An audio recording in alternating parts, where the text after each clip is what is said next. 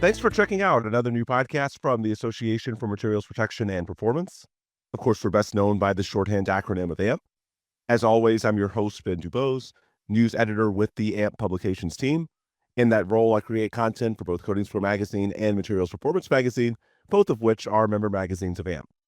Today, we're going to be discussing AMP's LatinCORR and Panamerican Corrosion Conference, held in Panama City, Panama on July 17th and 18th. This show combines two premier corrosion conferences under one roof. The show offers twice the technical content, twice the networking opportunities, and unmatched industry insights. So to chat about this groundbreaking industry event, we're talking with Juan Caballero, chairman of the AMP Board of Directors, and Greg Muha, director of conferences, exhibits, and sponsorships at AMP. Let's start with some introductions. Juan, I mentioned that you're currently chairman of the board, but obviously your time in this industry goes well beyond AMP. Can you tell our audience a little bit more about your career history? First of all, it's great to be here with you and Greg today in this outstanding podcast episode. Well, my background goes back to right now 24 years of experience, and I have been a member of legacy organizations, both NACE and SSPC at the time, and through my contributions as a member, as a volunteer to the organizations.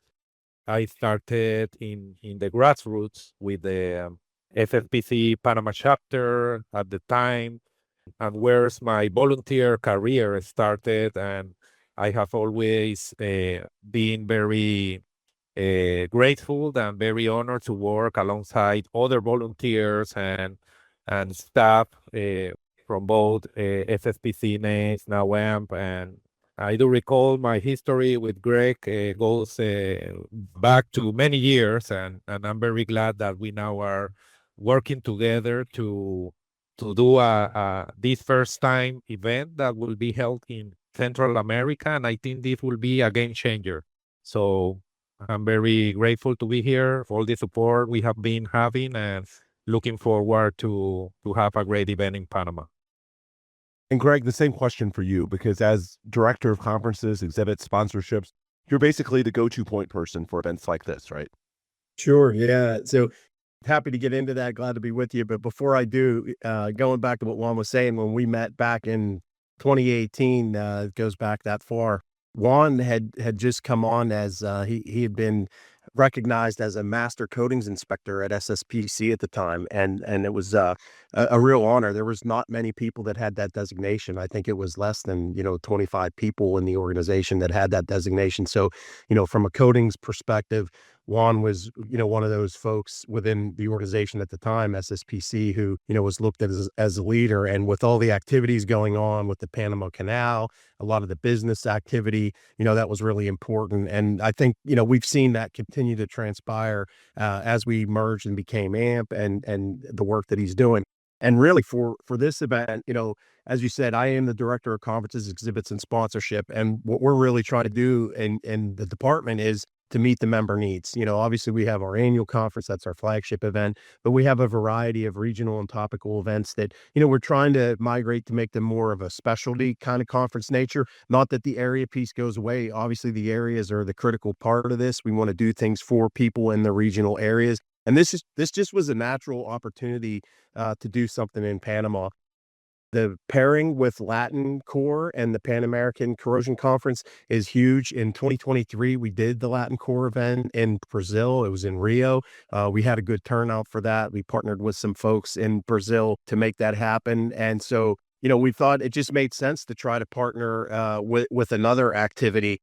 And Juan ascending to the chairman role of the board of directors just really created that great opportunity. If you look over the history of our organization and the legacy organizations that formed AMP, we haven't had anybody from the, Central American region or the Latin American region, in this type of a position. So, part of this was trying to leverage and take advantage of the fact that we had a lot of momentum in that part of the world and connect it with the LatinCORR event, which also was doing very well, and its past kind of activity. So, this is really about tapping into a lot of the corrosion activity that was corrosion mitigation, prevention, cathodic protection that was happening in the LatinCORR space, and then really try to focus on the industrial coatings piece that is really going to be a part of tying into what's going on in Panama. Yeah, and to set some ground rules, we want this to be a free-flowing discussion, and if both of you guys want to answer, certainly you can, but it's also fine if only one of you does. Basically, whatever you think is best for your level of expertise. So, you already started with my first question, which is what inspired the decision to combine these two events into one. So, I want to expand on that a little bit. What are the opportunities that this creates for attendees now that this event is one relative to when it was two events in the past? I can take the first stab at that, and I'll kick it over to Juan after. But one of the big things that we've been focused on within the organization and certainly within the conferences department is really about member value. How can we create more value? And again, having not really done anything in this region of significance, we wanted to really plant a flag, show value, and really our hope out of this is that we're gonna light a fire around the people in Central America and in the Latin American region to see, hey, look, there's an opportunity for, where's the future one in the organization? Like he's going to be a guidepost for people to see. There are paths for people to get involved and migrate through the ranks to the organization and become, member leaders. So that was a big part of what we were thinking about with this. And Juan, I know you had some really significant thoughts and specific thoughts on, the bringing the two together and doing the event in the region. So I'll let you touch on that. Yes, thank you, Greg. I think that you bring a great perspective on all the scope or all the vision that we have behind the event. But I would like to add maybe that other topic around these two conferences is the fact that the board meeting will be held in Panama. This is something that is also something that has not been done in the past. I know that there was one meeting in Latin America around the 90s, but this will be like the second time in more than 83 years of history that a board meeting from AMP or its legacy organizations will be held. So that start with that idea of bringing the as chairman of the board, I can decide where the meeting will be held, and I start talking with first with the board with Alan, and we start this idea to bring the board meeting to Panama, and the idea was very well received, and I have again to say that I have been very honored to have this support, and as soon as the idea started growing, we decided that we would like to do something that will help or be like a bridge between the board, between the staff, the higher management, in order to have the opportunity for all folks and members and end users in Latin America and Central America to be closer to the organization, because as Greg mentioned before, the AMP flagship event will be always the Central Conference in the U.S., but I was willing to have something that will bring the organization also closer to the markets that may not have been, able to participate in the past, or many members have the opportunity to participate in an event like this. So that's where all the idea starts. I recall Greg coming to Panama around, I think, 8 months ago to start looking at everything, finding if because we have challenges as a region, and for sure, Greg and his team have to make sure that we have the capabilities, infrastructure, everything to be able to hold this conference in Central America. And it's a challenge, but it's an opportunity at the same time. So I think that bringing this to my hometown, to the place I was born, I was raised, I studied, means a lot, not only to me, but to the whole membership in our region. And basically, this volunteer energy unlock that we start to have, that's what brings some of my other peers from other places on Latin America.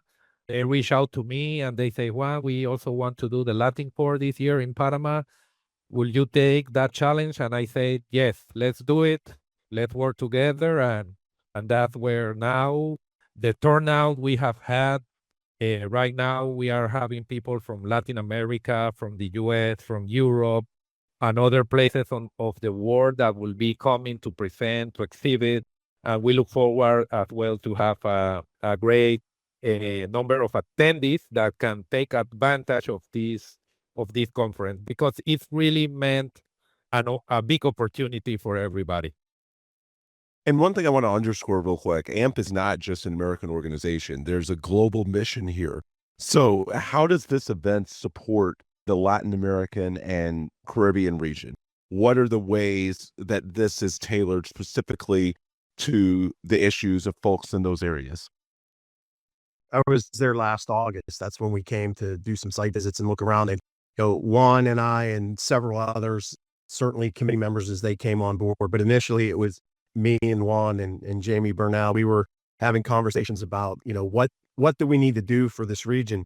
And the thing that really struck me and really resonated was Juan talked a lot about the quality type activities, and that with what goes on with the AMPP program, how a lot of the people in that region, it's not that quality is not important or they don't understand quality, but they don't understand how that QP program works and the real value that it brings for people when there's a specifier saying, hey, if you're going to be able to have a better job done. And so for you entities that have these assets that you own, it might make sense for you to learn more about this. So, I think from that global perspective, it's helping other parts of the world really come to understand, some of the things that the AMP platform can bring. So I think that was one piece of it. The other piece is from the LatinCORR perspective. Dr. Jorge Canto, Fabian Sanchez, they're stalwart AMP member leaders who've been involved in helping bring content to life. And they've been involved in LatinCORR and the annual conference for that matter for many, many years. And so, as Juan was saying, when he was approached by other folks about bringing LatinCORR on, it just really made sense. And so the thought is, hey, let's really expand this footprint. Let's not just make it about one kind of area. So I think the global aspect of it is really important. And, I'm just really excited to kind of see it all come to life. I mean, a lot of the things that people who have been to LatinCORR have experienced, they'll start to see that. But we're going to really be tapping into the areas that we've been talking about globally as an organization, things around workforce development, things that are critical to the asset owners and asset integrity. Really at the end of the day, the asset owners are really critical to our organization. And so, you have one of the largest asset owners in the world in Panama there. So, it just made sense to be there. I would just like to add to that part of the vision of the board of directors, together with our CEO Alan Thomas, is what you already mentioned, Ben, and Greg also touched on that, is the global expansion, the global scaling of AMP. And this not only means like a vision, it also means to all of us really doing things that can make that vision a reality. So part of this, as I mentioned before, is bringing the organization to the regions. As you know, Alan Thomas has been traveling the world.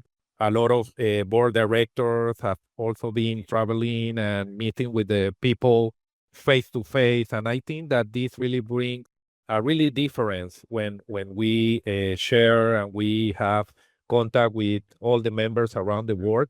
But back to the quality part, and not only the quality part, everything that AMP and the value that I, as a member for a long time and a volunteer, I have recognized the value that AMP can bring to the markets and to the professionals.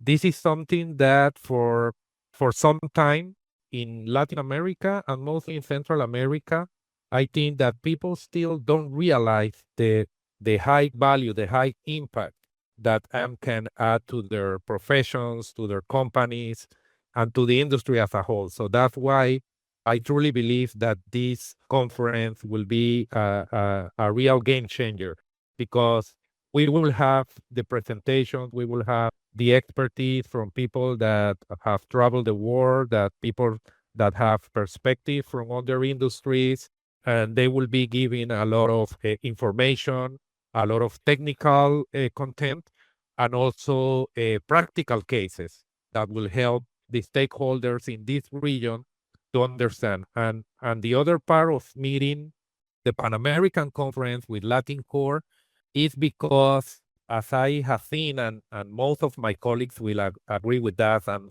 my peers from the region, is that if we see America as a block, we have Latin America, we have North America, and Central America and the Caribbean is in the middle, but at the same time, this particular region, me knowing all about them globally, I feel have been falling behind on all the advancements and everything that the industry and AM have to give. So the Pan American Conference was that concept, to bring the region up to speed with the rest of the continent and really continue to set the framework, to set the stage for coming to help. Because really what the organization is about is to help people, to help professionals. To Greg's point, for example, the AMPP programs. These are programs that are not known in this region. And I know, I have known for several years that these programs will bring a lot of benefit to the industry as a whole. So I really look forward to the difference that this conference will make in the region. One thing I could just add to that is the other piece to this is for a lot of people that will come to this conference, the reality is they probably would never make it over to an AMP annual conference. That's just not going to happen. So, this is something that provides a real opportunity for people who would otherwise not be able to have access to the type of content, the type of network, the type of people that we're going to be able to bring together at this platform. So that's the one thing that, our team has been taking very seriously, is that there will be a lot of people who have not really had a lot of exposure to AMP. And so as the planning committee's been talking about putting this event together, and, we have a really great group doing that, we have been talking about how do we help these people, and not just the professionals, the student piece too, looking at it as kind of the long tail of it. How do we help make sure they get to learn about what AMP is, what we're doing, see some of the benefits, and help them realize how they can kind of navigate through the organization and tap into those grassroots networks that are in place at the chapter level to help keep that momentum going after we leave. Because like I said, the reality is a lot of these people probably will never be able to make it over for an annual conference.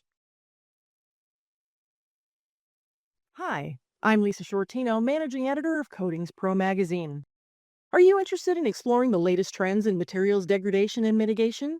If so, you can join scientists, engineers, and industry leaders at the 22nd International Conference on Environmental Degradation of Materials in Nuclear Power Systems, happening August 10th through 14th, 2025 in Long Beach, California. Hosted by AMP, this premier event brings together global experts to tackle the challenges impacting safety and performance in nuclear systems. Registration is now open. Secure your spot today at envdeg.amp.org. We'll see you in Long Beach. All right, so let's talk about the technical program here, because there's a lot going on. Obviously, as we mentioned off the top, the show is merging two powerful events into one. In terms of topics, you've got things ranging from pipeline integrity to coatings and marine environments. There's a lot going on here. How did the committee prioritize the types of technical content that it's going to feature? Are there emerging technologies and regional concerns that are going to shape that final program? Just walk us through, if you could, how that technical program was and is being developed to reflect the needs of attendees from really across the Americas. So again, I can kind of start and I'll kick over to Juan. So we initially come up with a variety of topics. LatinCORR as a base was the beginning, and then a lot of the industrial coatings type topics. Juan, and some of his network helped identify some of those as we were going. And then we created a committee that was comprised of people who had been involved in LatinCORR and people who were part of the Panamerican Corrosion Conference piece that was put together. And initially they were going to go down two separate tracks. There was going to be two committees, work on two separate programs. And, early on in that journey and early on in that discussion, there was a eureka moment that we said, hey, wait a minute, let's do this together, and let's be talking about things where instead of having people pick between a quote unquote conference, even though it is two conferences, it's let's make sure we don't have any content overlap. Let's make sure that we're, driving things in a way. So I'll let Juan speak to some of those particulars, but really he and his colleagues in the region have been leading that charge and meeting. They meet every other week to talk about these kind of things. So Juan, I'll let you give an update of where you're at because I know I've missed the last couple of calls. Yeah, thank you, Greg. And I would also like to add that an event of this magnitude to what Greg already mentioned, I think it will not be possible on the great collaboration and teamwork that has transpired along the weeks that we have been together planning and working hard to get to this point. And I have to tell that Greg and his team have been a great support to the volunteer committee that have also worked together to put these topics. But as I mentioned at the beginning, doing a type of event like this in our region it was really a challenge. It's first time that we do an event of this magnitude, so it kinds of we don't know what to expect. But as the weeks progress, we really have some challenge. But we came as a team and had our weekly meetings and talk openly about how to address things, how to team up to get things going. And I don't have the exact figures right now, but so far, I think we have around maybe 55 presentations, around from maybe 40 presenters that presented abstracts. We have around, I think it's 5 expert panels that will be touching on critical topics around marine infrastructure, very aligned with what the organization new structure is also working, with the vision of our CEO Alan Thomas. So everything that we have been doing is being aligned somehow to the organization vision globally on how to continue to help regions globally. And we also will be having 4 educational short type courses and some workshops for all the attendees to also have a chance to take a glance on the great education topics and great education programs that also have to provide. So that will be kind of a sneak peek of the robust educational program that AMP offers around the globe. But I'm sure that a lot of my peers and folks will be able to also benefit from that. And then again, I have to tell that I'm so glad, I'm so happy, I'm so lucky to have the support from people, from US, from around the globe that have called me and say, Juan, we will support you, we will support the event. And actually, this is something that it not only goes to the organizing committee and the staff, it also is something that the membership around the globe and the volunteer peers have this community of supporting each other. So I think that is another message that this event is bringing to our community. Yeah, the topics that the group has been talking about. I mean, I don't have the specifics on the actual session titles and whatnot, but I know the group has really talked about, advancements in cathodic protection and corrosion inhibitors, things around abrasives and surface preparation, material selection, a lot of discussion around advanced sustainable materials. I mentioned quality. That's something they've been talking a lot about. Concrete coatings, inspection, and we actually have some content that'll be in. We've been hearing a lot about artificial intelligence and machine learning, so we do have some abstracts in and around that topic. So, there is a wide-ranging spectrum of topics that are going to be addressed in there, and it really has been shaping up. We always say, there's bad problems and good problems, and you want to keep bad problems out of the mix. We've been fortunate where we've had some good problems where we've had to make some selections about we only have limited number of spaces for people to speak. We want to make sure we have the right amount of networking, and we also want to make sure that we're offering short courses and things of that nature so that we can, really hit the gambit of those folks I mentioned before that have never had exposure to AMP before, and some of the student element, people just coming into the mix. So a good wide variety of topics there, and I'm really excited to see it come to life. Yeah, absolutely. And I know another standout aspect of this event, at least historically with the two previous events, is the inclusion of local context. And one example here would be corrosion conditions in the Panama Canal. So in this combined event, what role are those region-specific sessions going to play in ultimately elevating the value of the program as a whole? I'll let you take that one, Juan, because I know a lot of the Panama Canal activities you've been very close to. Yes, I think that mostly all the topics that Greg have mentioned that will be presented in different formats like presentations, case studies, the expert panels, the short courses. Everything is intended to really elevate the standard in our industry. Panama Canal is one of our Panamanian assets that everybody is very proud to, and Panamanians really take very seriously on everything, around the canal, that the canal is well protected, and the maintenance on the canal is really great. But we also have other institutions like the Ministry of Public Works that also have been following a standard for a long time.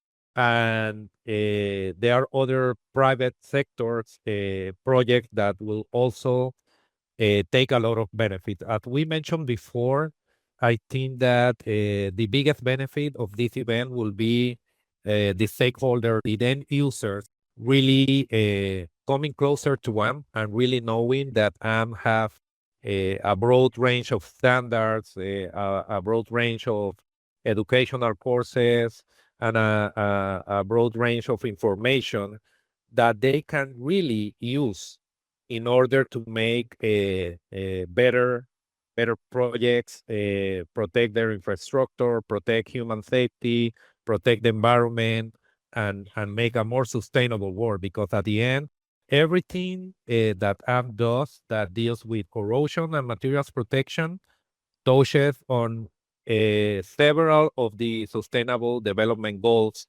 established for a more sustainable world. So we know that the world is heading onto the 2030, the 2050 Sustainable Development Goals. And I have had some conversations with Alan Thomas about how corrosion have been there for, hundreds of years now and have always been around sustainability. So I think that we also need end users and the stakeholders to realize that corrosion prevention and materials protection is a critical topic that we all need to know and we all need to embrace in order to make a better planet for the future generations. So I think that will be the biggest takeaway, that institutions like the Panama Canal that looks heavily on protecting the environment, contributing to sustainable future, and other entities in Panama as well will be able to benefit from that.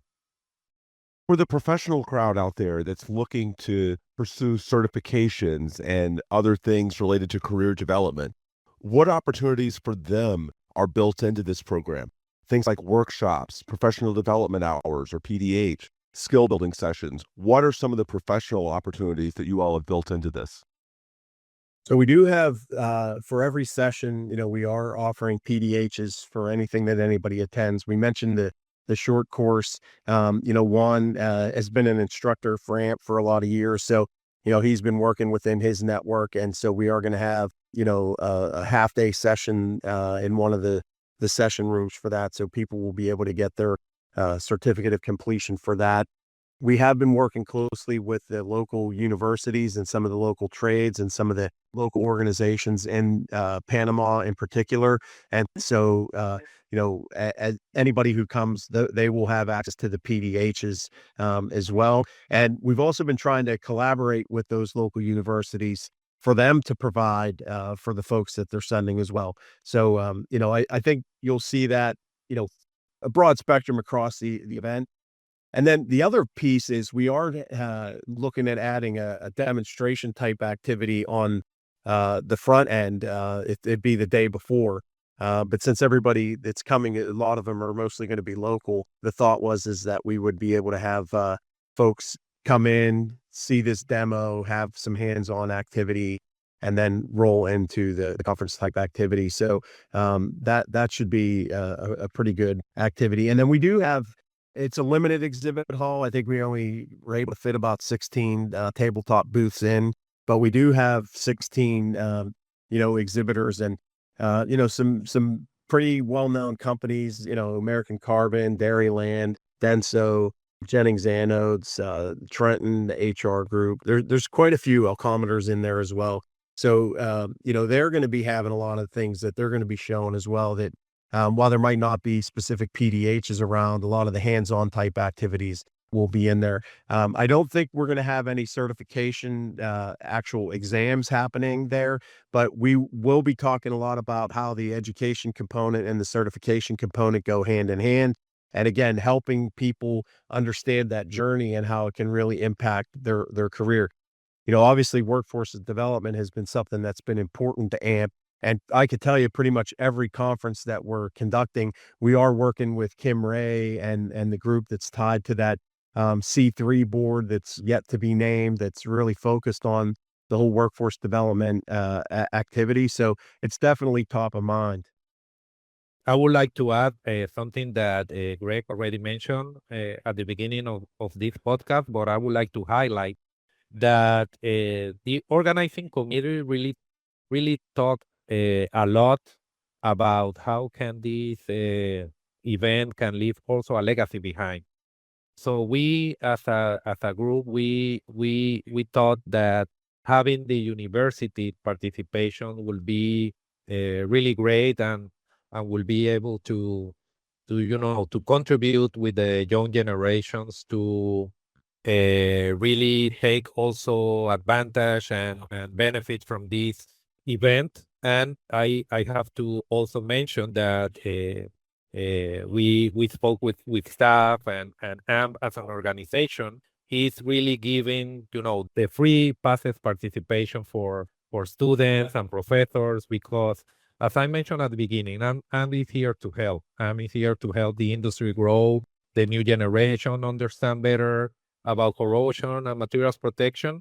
So we thought that this will be of huge benefit for the industry. Have universities involved, and I know that the main universities in Panama and some of Colombia will be coming to the event. So I know that at the same time, this will offer an opportunity for them also to translate or to transfer more knowledge into their organizations as academic organizations. So this is a big part of this event that I'm really proud, and I really appreciate the staff and all the AMP as an organization support to really give universities and future generations an opportunity here. Yeah, you mentioned those universities, and this year students and professors can attend for free. I really want to hit home that point. Why is that level of access important? And what are the ways that ties into, what we hope is a future talent pipeline for the industry? As the committee looked at the student aspect and the professor aspect, obviously those are going to be the future people coming into the pipeline. And so a lot of the people coming out of those types of places right now don't have the financial resources to be able to pay the full registration fees. A lot of the universities don't have the budgets to be able to send their professors. They don't have the expense accounts or expense in the budget to be able to get reimbursed. So a lot of times they're just paying out of the pocket. So we did want to make sure that we were trying to include as many of them as possible. We looked at, doing some student poster sessions, and we are still building some of those. So we talked about trying to have some stipends of being able to reimburse students for some of their travel as well. And, we are still looking at options for that. We made some sponsorship opportunities available for people who wanted to help kind of fund that. So I think the other biggest piece of this is just, showing how the workforce development piece, I mentioned how important that is to AMP, but we need to keep hitting that home. And if we're not bringing in people on the front end of that pipeline and showing that we're, investing there, we're committing resources there, we're creating content for people coming in on that front end, then we're doing a disservice. So, that was a lot of the mindset as we were putting this all together. And I remember it was probably one of the, second or third committee meeting calls. We talked a little bit about how do we tie into the student and university type activity, but we really hadn't had a whole lot of meat on the bone. So, a couple of the committee members stepped up and said, hey, we'll put together this student poster session. Juan and a few others had said, we'll reach out to the local universities and some of the student chapters and the local chapters. And it really has kind of taken off from there. So I am going to be curious to see how many we actually get and how many come in for that. But at the end of the day, this is the first time we're doing an event like this. You don't get a second chance to have that first impression. And we want to make sure that, that part of this community knows that they're welcome, they're important, and there's a place for them to be able to learn and grow and make a difference. Yeah, and to Greg's point, he have clearly and very well mentioned what is the intention behind. But we really thought that the students are the future of our industry. They will be the generational, how do you say that? Generational relevance to our industry, and at the same time, we will be giving the professors also the opportunity to get more access to the information and be able to also use that knowledge that they will gather during the conference and through maybe networking and see, as I mentioned in the beginning, we are a very close community, collaborative community, and from here, there may arise other initiatives that we can put in place to help also universities to improve their curriculum about corrosion topics.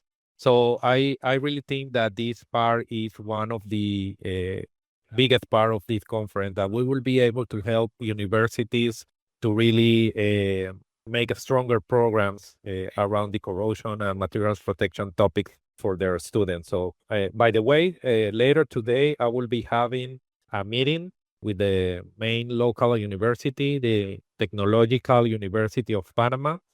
So they are really very engaged. They are looking forward to see how can they better engage and participate. So I'm sure that their participation will be a milestone in this conference. And as I mentioned, universities from Colombia, from Venezuela are sending their professors, are sending their students. So I really look forward to have a great participation of the universities and other trade schools in Panama and in the region. All right, last question here for each of you. And this is the big one. What is the one thing you hope every attendee at this conference walks away with after participating in this conference? So for me, it's that they're going to walk away with a better understanding of who AMP is and the reach that we have. While there will certainly be people who are familiar with AMP, it's those first-time attendees that are coming, those people who would really not have an opportunity to get to an event like this event, if it weren't in a regional area. That's the thing that I think is the biggest takeaway for me is, as we've been working as a staff team supporting the committee putting this together, is it's about that experience. How do we make sure that we have a good experience for people, that they're able to take advantage of all the value that is packed into this event, and really, take it and go away and make a difference out in the local community? Because as they do that, for me, 5 years from now, 10 years from now, if we're doing, 4, 5, 6 events in the Latin America region, And we're starting to see more member leaders bubble up through the chapter ranks and, getting onto, program committees and on the board of directors.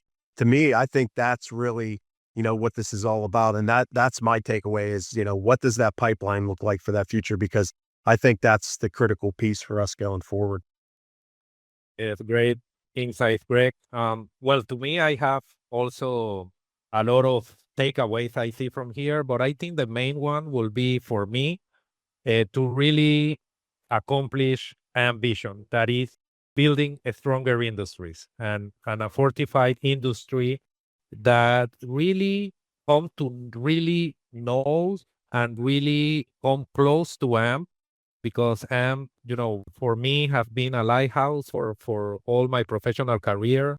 AMP have helped me to grow as a professional in the corrosion and materials protection industry. AMP have shaped my leadership skills as well. I have gone through the grassroots up to the chairman role of the global board.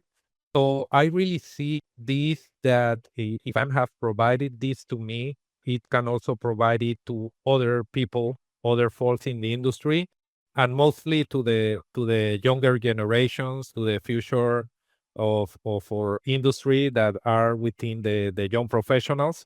So that will really be my biggest takeaway of this conference, making that bridge of opportunity for others that will follow us.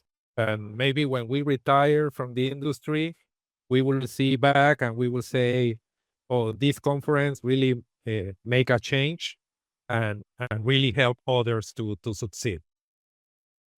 Good stuff. And Greg, before we go, for anyone listening that might want to register, exhibit, or sponsor, or just learn more about the event, I'm assuming the best place to do that is by just going to the events page at amp.org, right? Just amp.org/events. And then this conference is, I believe, the first tab on that page. Correct. Absolutely. That is the best and easiest way to get everything from the technical program. The exhibit, as I mentioned, it's sold out. So unfortunately, we don't have any more opportunities for exhibitors, but there are sponsorships still available. People who want to attend, the registration link is on there. We certainly encourage that. And, we're really looking forward to having a fantastic event and celebrating for the region, celebrating our leadership. As Juan mentioned, the board of directors is going to be there. They're going to be meeting. A lot of them are sticking around for the conference. So, everything's right there on the website. Come join us. We'd love to have you. Greg, Juan, thank you so much for the time. You, Ben. Thanks, Juan. Thank you, Ben, for the opportunity to share with all the audience the great things we will be doing in the conference together. And thank you, Greg, again for leading your team to really help us to make this a successful event. Pleasure, me, amigo. Thank you, amigo. All right, great insight from Juan and Greg. And with that, we will bring this episode to a close. On behalf of AMP Publications, I'm Ben Dubose. And if you want more resources from AMP or our publications within the association, just visit amp.org, coatingspromag.com, or materialsperformance.com. You can also check out our social media pages on basically every major outlet. Just search for AMP or your publication of choice. That's often where the most timely and breaking news, especially as it pertains to industry events and recent developments, is initially posted. As always, thanks for listening, and we'll be back soon with another new episode.